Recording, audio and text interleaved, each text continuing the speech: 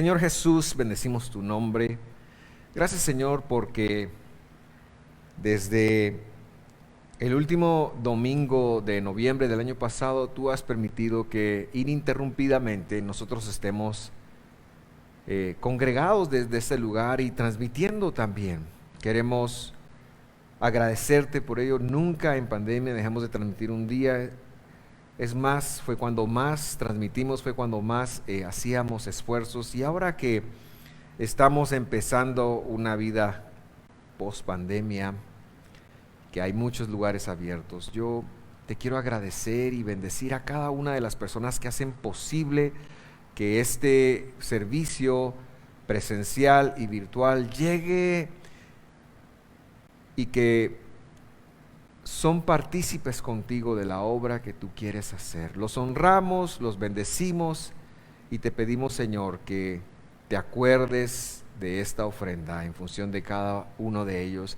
En el nombre de Jesús, esta mañana tenemos un inicio a una prédica nueva, a una nueva serie, y te pedimos que abras nuestro entendimiento, nuestros ojos, para que podamos conectar lo que tú tienes para nosotros esta mañana. En el nombre de Jesús, nuestro Redentor. Amén y amén. Muy bien, vamos entonces a empezar. Y yo estoy teniendo problemas con esta mi cosita, así que le pido a usted que me tenga paciencia. Y a los que están viendo no saben ni qué cosita. Pero bueno, empezamos una serie nueva y la serie se llama Testigos en todo tiempo.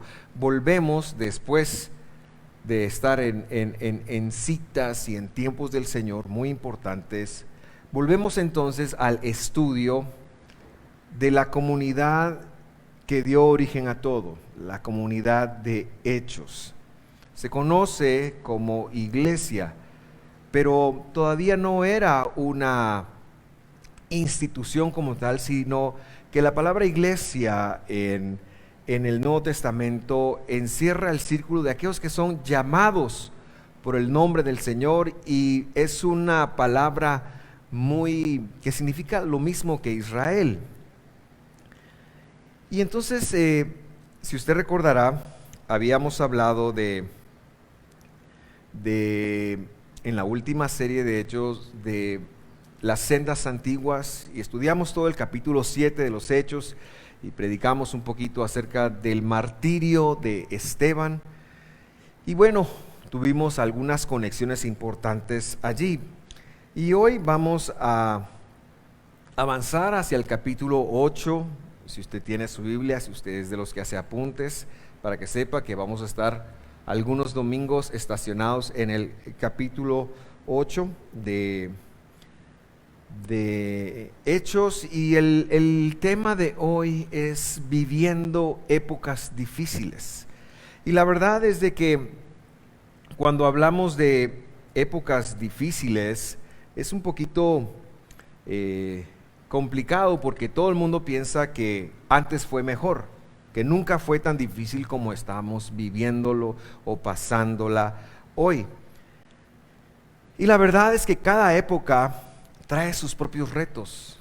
Cada época de su vida, si usted recordará cuando era niño, para algunos hace mucho tiempo, y el que no le diera un juguete, ese era un asunto de vida o muerte, ¿verdad? Recuérdelo por medio de sus hijos, probablemente usted también así era. Y usted recordará en la adolescencia cuando uno conecta tanta pasión y la chica le dijo que no, o el muchacho nunca le hacía la pregunta. Eran asuntos y temas de vida y muerte, y luego uno entra a la edad adulta y ya tiene que ver qué hacer para producir, y entonces el mundo se le viene encima a uno. El punto que estoy tratando de decir es que siempre hemos tenido épocas difíciles. Pero yo quiero esta mañana que usted me acompañe a hacer un movimiento mental, y antes de que usted piense que yo quiero que levante la silla y la mueva de su lugar, quiero explicarle que me refiero a hacer una memoria, a ponerse y a imaginarse cómo era la historia que vamos a ver el día de hoy, porque es la mejor forma de leer la Biblia, tratar de posicionarnos en dónde y cómo ocurrieron las cosas. Y es que en el capítulo 8 lo que desata es un gran problema que va y que tiene el potencial de hacer desaparecer una naciente y pujante congregación. Presumo yo que algunos serán unas 10,000 personas, porque recordará usted que han habido dos eventos importantes. El primer evento, 3,000 personas deciden entregar su vida a Jesús, y en el segundo evento, 5,000 personas. No solo está ocurriendo eso, sino tienen un programa muy avanzado de viudas y de huérfanos, y es una congregación muy, muy pujante, y es el trabajo de Dios. Y es aquí en este contexto en donde aparece la historia, y el capítulo 8 de Hechos nos lo narra. Voy a leer la Biblia del Jubileo para cada cita. Dice: y Saulo consentía de su muerte, se refiere a la muerte de Esteban. Y en aquel día se hizo una gran persecución en la congregación que estaba en Jerusalén. Esta Biblia curiosamente tradujo congregación, y ahí está la palabra eclesía, que muchas personas traducen como iglesia. Y todos, diga conmigo todos, dígale a su vecino, todos fueron esparcidos por las tierras de Judea y de Samaria, excepto, salvo los apóstoles. ¿Usted se puede imaginar lo que está ocurriendo en este momento? Imagine la movilización de unas 10,000 personas que están congregadas en Jerusalén, que viven cerca, que se aman, que se quieren. Eso fue mucho peor que la pandemia. La pandemia nos encerró en casa, pero aquí había un riesgo de muerte. Dice que fueron esparcidos. Imagínese que usted tuviera que dejar su casa donde usted vive, aunque sea alquilada, es su casa. Imagínese que usted tuviera que dejar su trabajo. Bueno, algunos estarían contentos con dejar su trabajo, pero el punto es que se irían a un lugar que no conocen. Imagínese que usted tuviera que dejar su familia, sus primos, sus tíos. Imagínese que usted tuviera que ser un exiliado. Y eso es lo que está pasando en este momento con esta gente, por la creencia que ellos tienen. Seguramente si eso ocurriría en nosotros, en nuestro tiempo, habría mucha necesidad y muchas horas de terapia, o estaríamos conectando al YouTube para saber cómo manejarlo, ¿verdad? Pero esta gente no perdió el tiempo, esta gente no se victimizó. No tengo nada en contra de la terapia, es bueno darse terapiadas de vez en cuando. Pero quiero llevarlo mucho más allá. Y el versículo 2 dice: y llevaron a enterrar a Esteban, varones píos, es decir, varones justos, e hicieron gran llanto sobre él. Versículo 3, entonces Saulo, asolaba.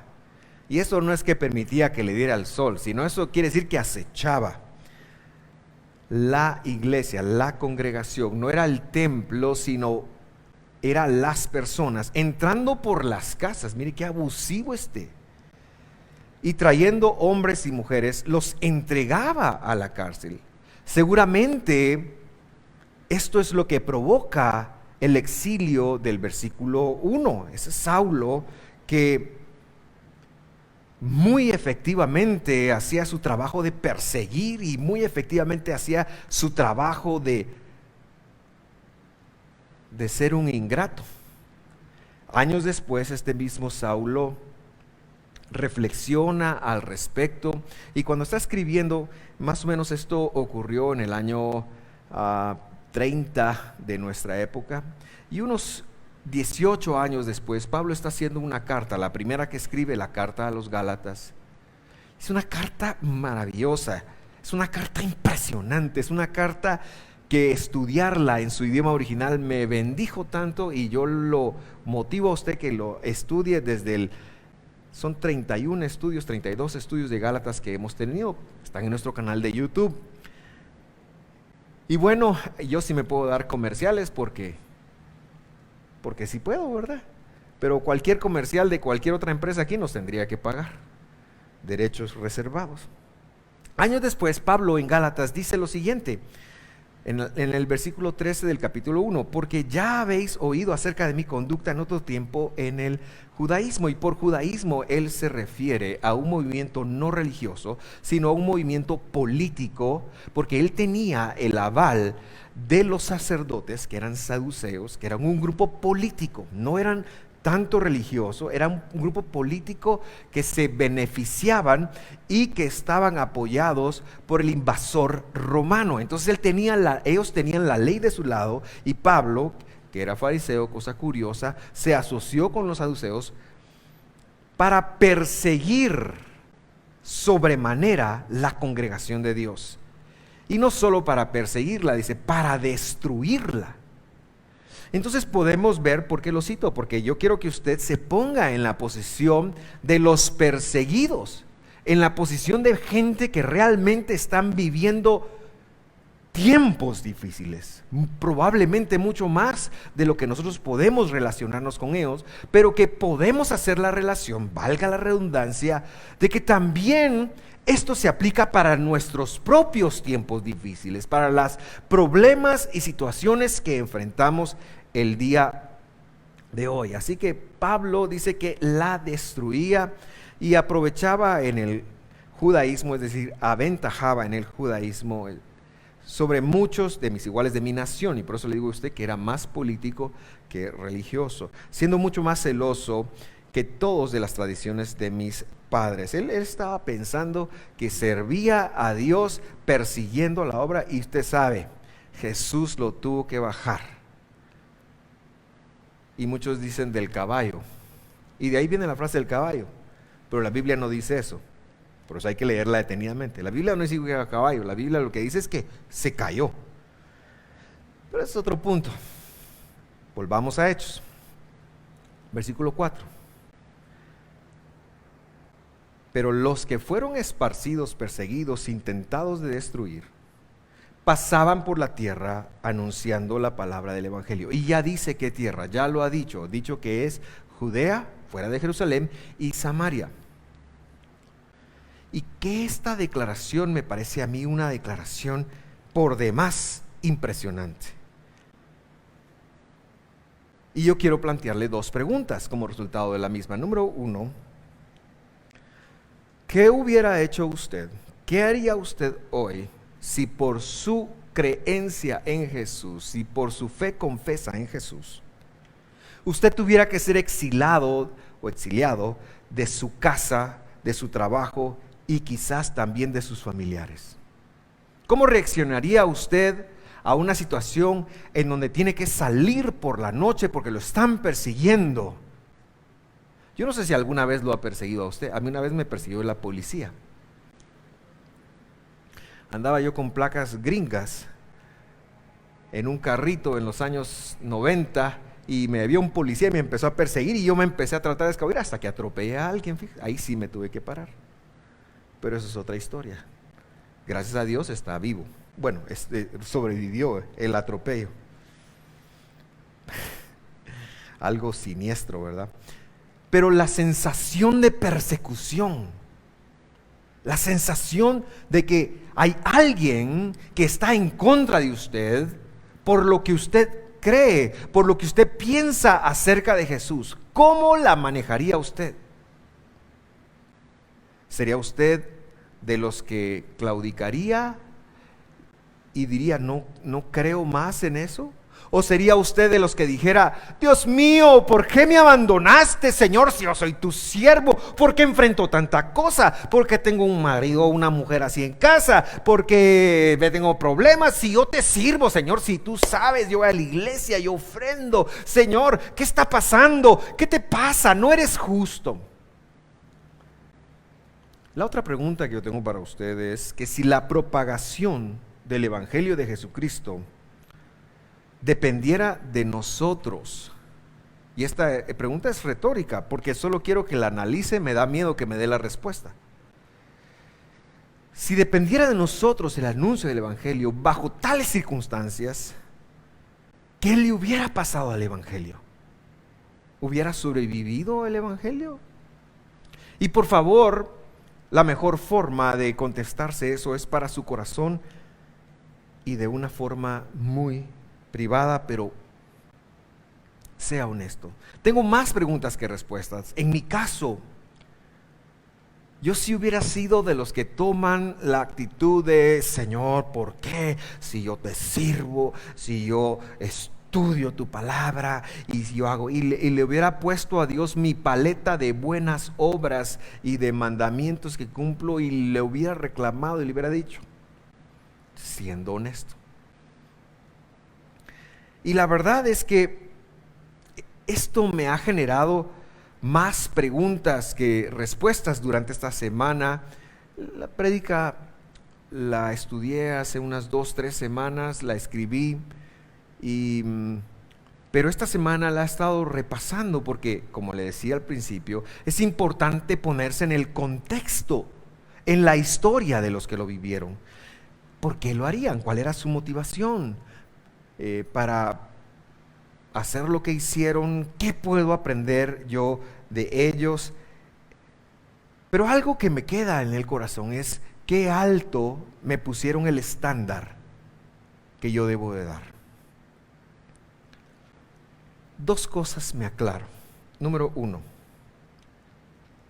vivimos en una sociedad en el siglo XXI en Guatemala que realmente somos habitantes del mundo, porque lo que usted hoy publica se puede leer en cualquier parte del mundo. Lo que usted hoy piensa, si usted lo envía a las redes sociales, puede llegar a cualquier parte del mundo. Pero vivimos en una sociedad que, al igual que la sociedad de ellos, no le interesan las buenas noticias del Evangelio desde la palabra del Señor. La gente no quiere oír el Evangelio. Incluso en las iglesias quieren oír que les digan qué lindos y chulos son y que todos sus problemas se van a resolver. Quieren que los trate bien, quieren que... Y no es que en las iglesias debiéramos agarrar chicotes ni chipotes chillones para tratar a la gente. Ese no es el punto. Pero el punto es que vivimos en una sociedad que no quiere escuchar el Evangelio del Señor, que quiere que le vaya bien y quiere que le vaya bien rápido y quiere una fórmula y quiere una manera distinta de hacer las cosas. Vivimos en una sociedad que no le interesa la palabra de Dios, que antes de buscar a Dios, y lamentablemente también desde la iglesia lo tengo que decir, que antes de ir a ver ¿qué es el comportamiento que Dios esperaría de ellos? Busca cómo resolver sus conflictos cuando los está teniendo. Ese es el tipo de sociedad que nos ha habido. ¿Por qué? Porque la sociedad se va a esforzar siempre por poner a Dios en un segundo, tercero, cuarto, décimo, el que sea plano.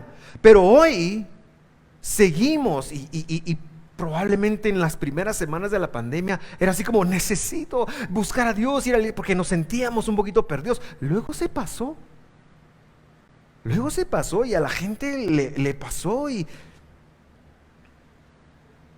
vivimos en una sociedad que quiere estar bien, que quiere soluciones, pero las quiere ya y no las desea desde la palabra del Señor. Y la segunda cosa que me queda claro es que el llamado del Señor para usted y para mí sigue siendo el mismo llamado que lo fue para esta gente. Jesús les había dicho algunas semanas antes de que ocurriera esto, cuando todavía estaba con ellos, o quizás años antes, no puedo decir semanas, quizás un tiempo antes, pero seguramente estaba fresco en la mente de los emisarios, de los apóstoles. Jesús les había dicho: en el mundo tendrán aflicción. Si algo usted puede contar, es que en este mundo hay aflicción. Y siempre hay un pelo en la sopa. No soy pesimista. Si usted le pregunta a mi esposa, yo soy muy optimista. Siempre pienso que las cosas van a salir mejor de lo que me salen. No soy pesimista. Pero lo que estoy diciendo es algo que Jesús ya había advertido. En el mundo hay aflicción, es lo que hay. En el mundo hay aflicción, o sea, el espacio donde nos toca vivir y existir, hay aflicción. En este mundo se puede perder, en este mundo hay dolor. Y usted, por tener a Cristo en su corazón, no es exento al dolor, si somos honestos. Si somos honestos, no somos exentos a la escasez, a pesar de que tenemos las promesas de Dios de provisión, pero la escasez es una realidad. A veces no hay el dinero que uno querría para las cosas que uno querría. Sin embargo, Dios nunca ha dejado de satisfacer nuestras necesidades, pero eso es otro tema. En el mundo tendréis aflicción. Y luego dijo algo, pero tranquilos, take it easy, yo he vencido al mundo, dijo. Y esto se quedó en la mente de esta gente que operó. Y entonces yo me pregunto, les decía que tengo más preguntas que respuestas, ¿por qué esta gente actuaba de esa manera? Y quiero darle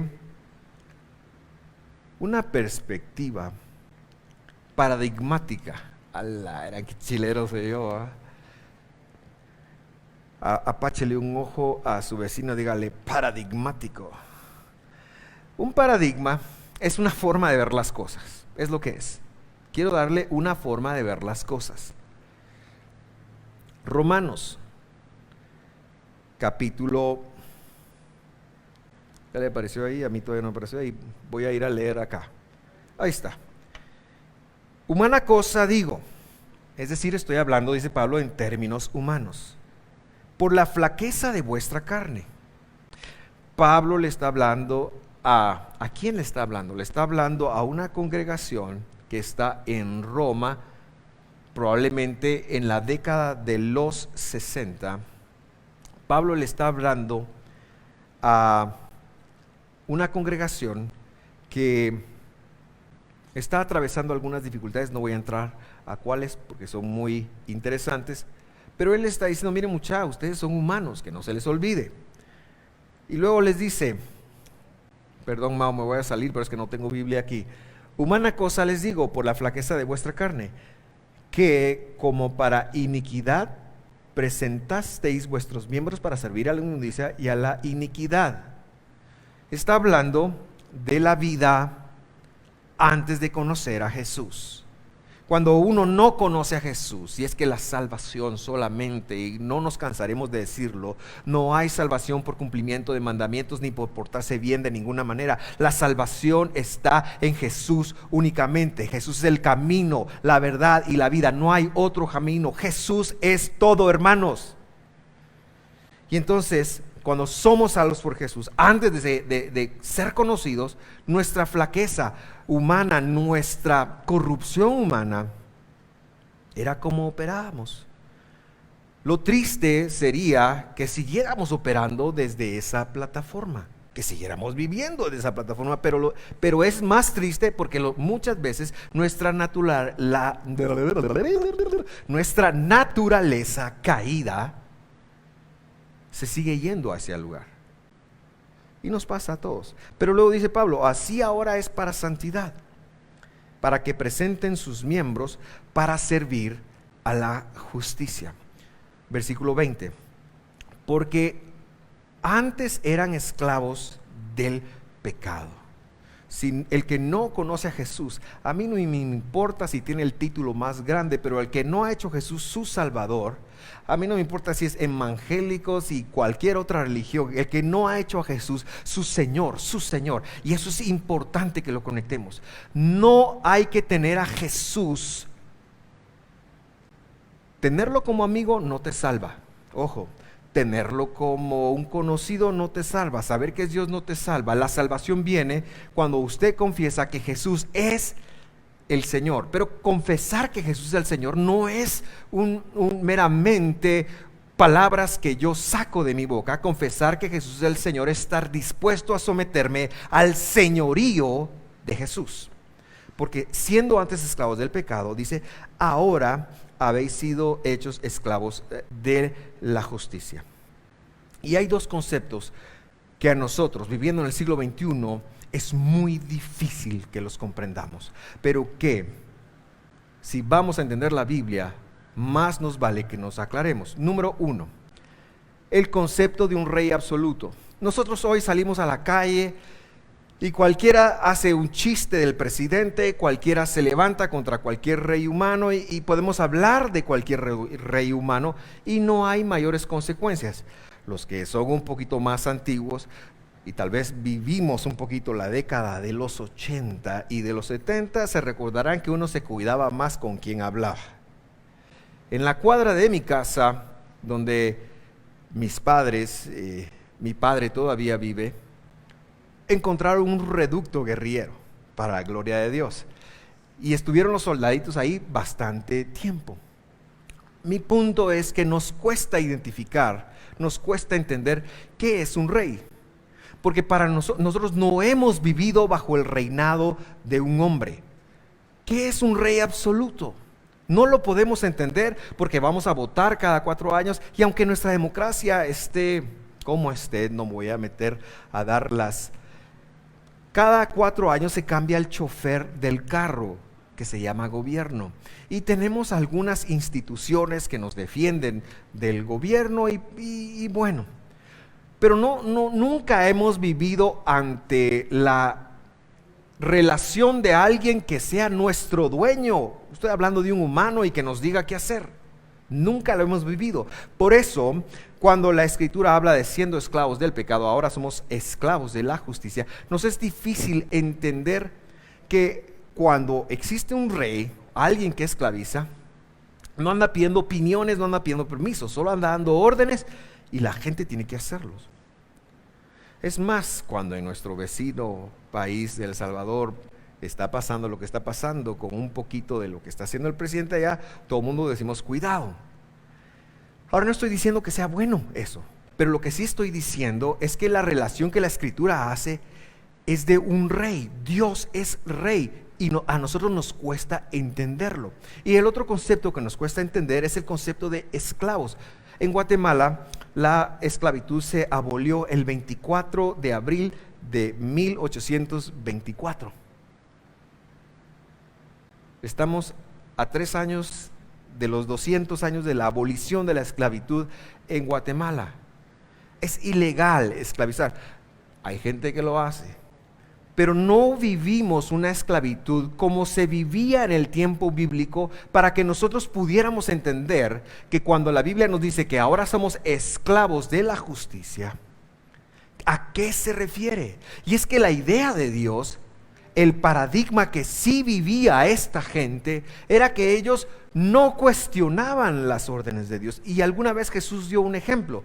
Si alguno tiene un siervo y llega a la casa y le dice que haga y le dice que vaya, el siervo ni siquiera las gracias está esperando. Jesús dio ese ejemplo. Se está valiendo de un ejemplo, de una vivencia que se dio en el siglo I, pero que nosotros no podemos entrar en relación. ¿Por qué? Porque usted y yo lo primero que vamos a hacer cuando nos encontremos ante cualquier injusticia es pelear nuestros derechos. Es decir, no es justo, no está bien, nos rebelamos. Eso es la rebeldía humana y está bien cuando se hace, pero no sé si está bien, no voy a entrar a valorar si está bien. El problema es hacerlo en función de Dios.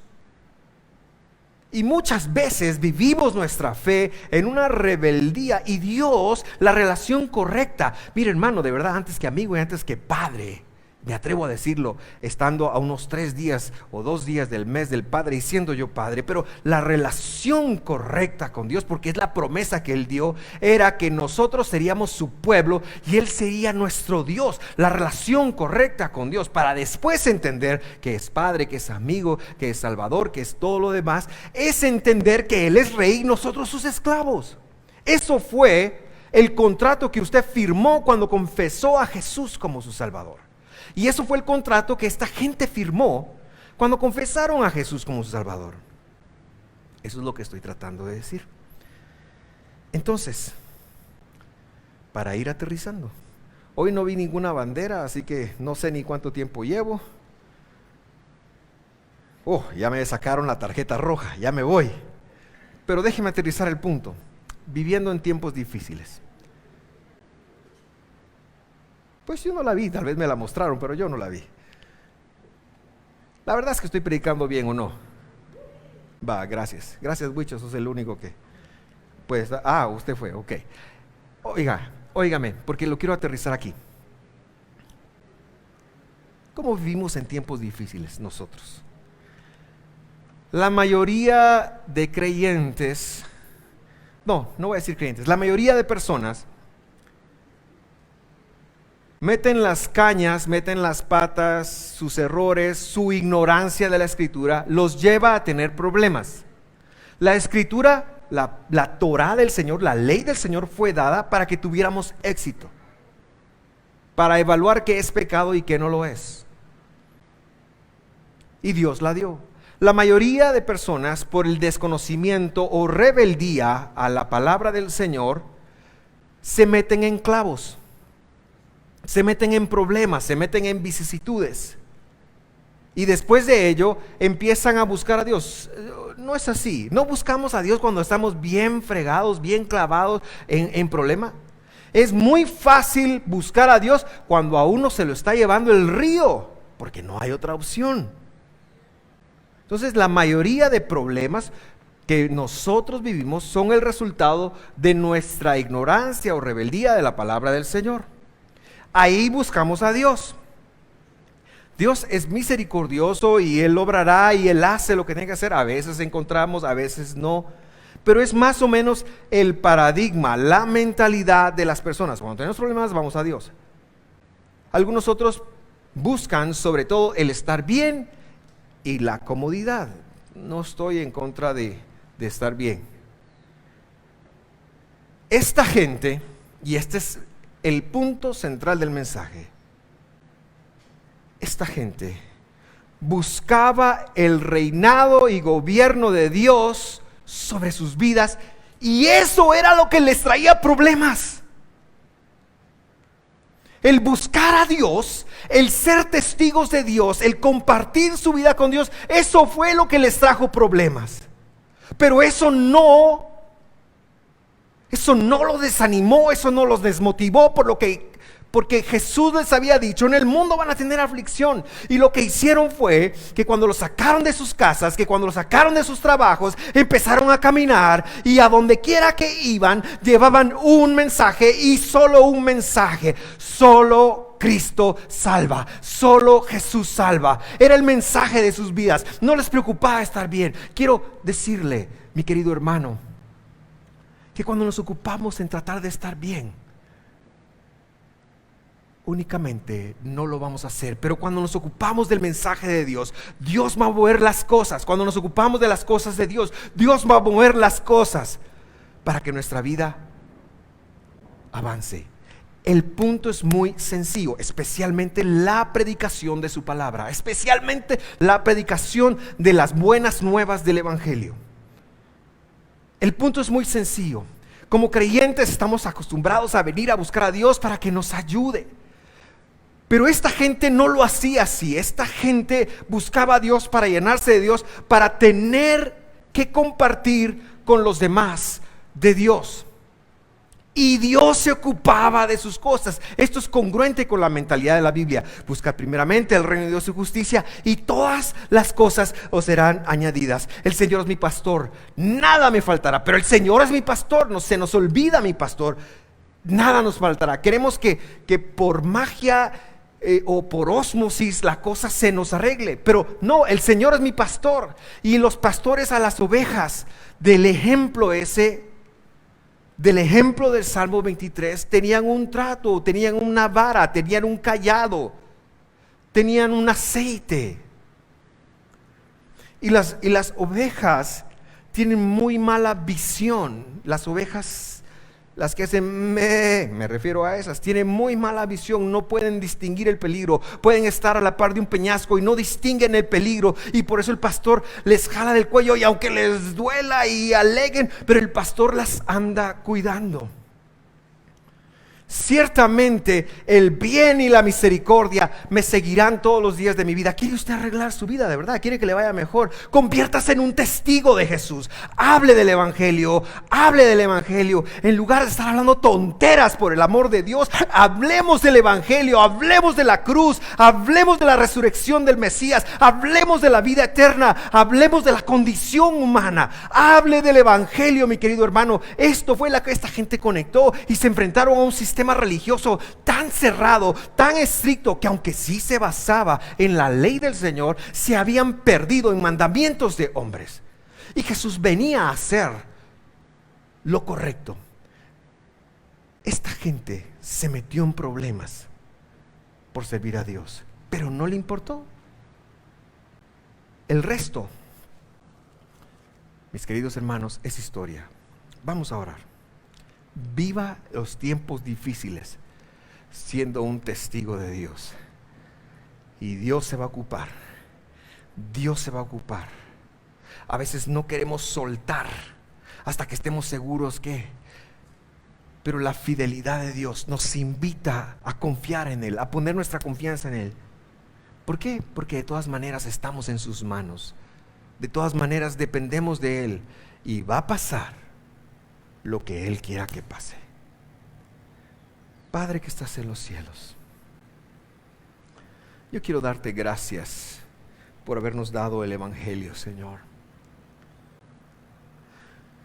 por habernos dado las noticias de aquel que es bueno. Has puesto y has depositado ese tesoro,